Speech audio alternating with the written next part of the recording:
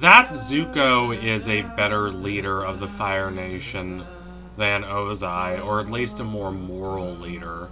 Someone who is not going to burn the Earth Kingdom to the ground for the sake of achieving personal recognition and immortality as a conqueror is indisputable. But is Zuko a good leader? That is a question that the show both leaves unanswered and is immensely interested in.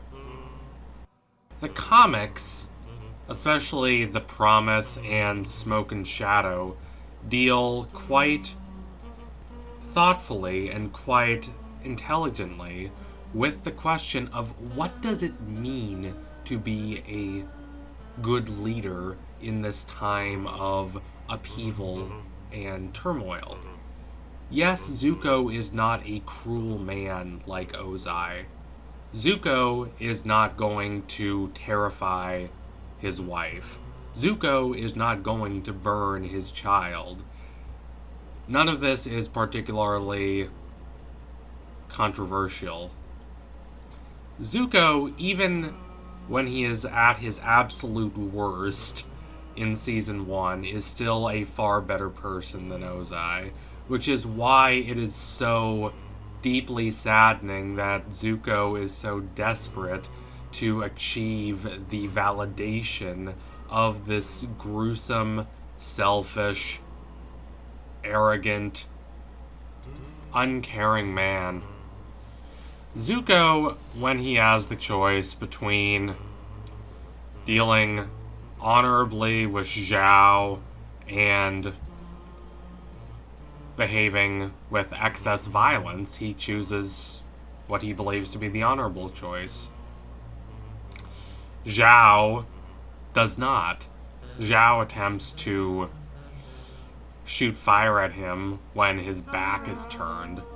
A egregious act of dishonor and immorality that draws a sharp distinction between Zhao and Zuko, even when Zuko is still extremely misguided. And then there are multiple moments in Season 1, in the episode The Spirit World 107, and in The Storm 112, when Zuko is given a clear and unambiguous choice between doing what is most important to him in the world and achieving a sense of personal recognition and validation, that being hunting the Avatar, and doing something that is more immediately prudent and selfless. And both times, he chooses the latter. He chooses to help his uncle when Iroh has been kidnapped by the Earthbenders, and later on he chooses to steer the ship to safety instead of ravenously, ruthlessly pursuing the Avatar. But is all that, and all of the moral transformation that Zuko undergoes throughout the show, sufficient to be a great leader? Well, no.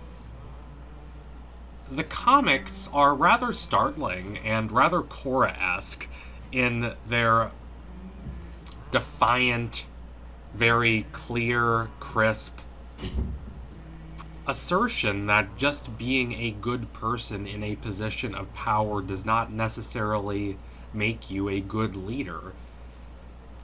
So, I'm going to use the template provided by the very famous Italian political theorist Niccolo Machiavelli to talk about Zuko and how he handles the burdens and responsibilities of power.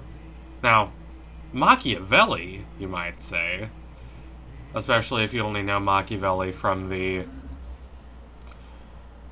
image of him that exists in the popular consciousness, isn't that guy bad? Isn't he immoral? Doesn't he support ruling by force and making your subjects fear you?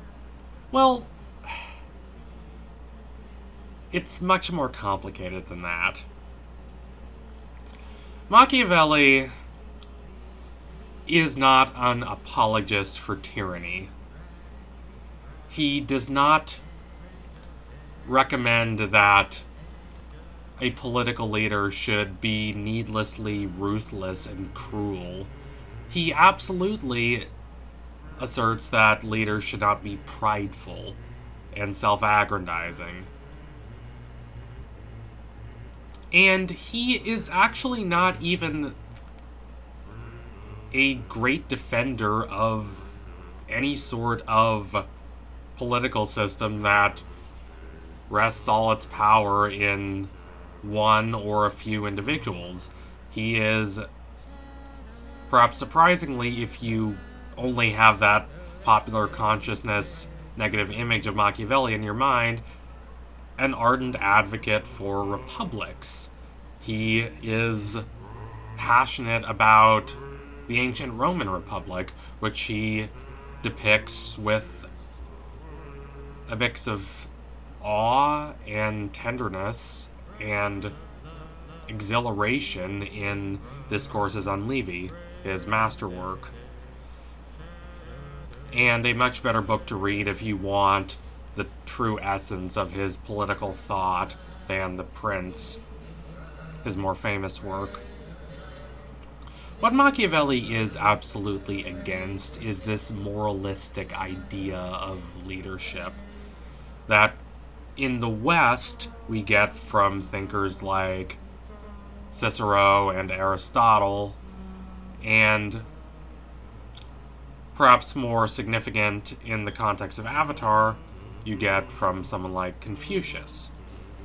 The idea that to be a great leader, you have to be a great person, and that if you are moral, your subjects will be moral as well. They will follow your example. You are the wind, so goes an ancient Confucian idea, and your subjects are the plants in the field. As the wind goes, so do the plants. But for Machiavelli, this whole moralistic conception of leadership is just completely ridiculous. And more than ridiculous, it is actively harmful to the project of actually building a fundamental state that provides people with a sense of security and stability. Abstract moral virtue is not enough to lead a country from chaos and turmoil into prosperity and success. In fact, this ardent emphasis on being so moral is in itself, for Machiavelli, a bit self-aggrandizing. For Machiavelli, the leader that prioritizes these abstract moral precepts above all else is prioritizing their own personal conception of themselves as good and just and heroic above the actual practical needs of the people. And Machiavelli is very much concerned with the people. While he was not poor, he was not this born elite. He was not someone who grew up all his life in the uppermost echelons of society. He understood the ordinary struggles of the masses better than most, and he knew that all of these attempts to prove yourself so good and so generous are not particularly helpful if they do not materially and socially improve the lives of the people, if they do not provide this sense of a common spirit, a common idea, a common unifying force linking the people together. That, for Machiavelli, is what is most important. And this is a major reason why he is an advocate for republics, because they do cultivate this sense of a shared social ethos, a shared ethic in the people. And they are also flexible forms of government. They encourage a source of debate. They encourage a source of interpretation and reinterpretation and argument. There is a lot more uncertainty and instability in the process of the Republic, ostensibly. But for Machiavelli, this is a good thing. It is a sign that ideas are being exchanged and worked out, and that in doing so, the political system itself is more stable and is bound together by something stronger than base tribalistic loyalty or mere financial arrangements. All leaders are flawed. That is important for Machiavelli. All leaders have a conception of themselves and the world around them that does not always line up with the world as it is. That is why this moralistic idea of leadership is innately flawed. History, for Machiavelli, teaches us this. It teaches us this gulf that exists between the self-concepts of the leaders and the actual results of their actions. The differences between their perceptions and what actually is. History should be studied because it provides these examples and it provides these historical processes. And it demonstrates that no matter how moral leaders might say they are and however good they might think of themselves as, there are these limitations to their perspective.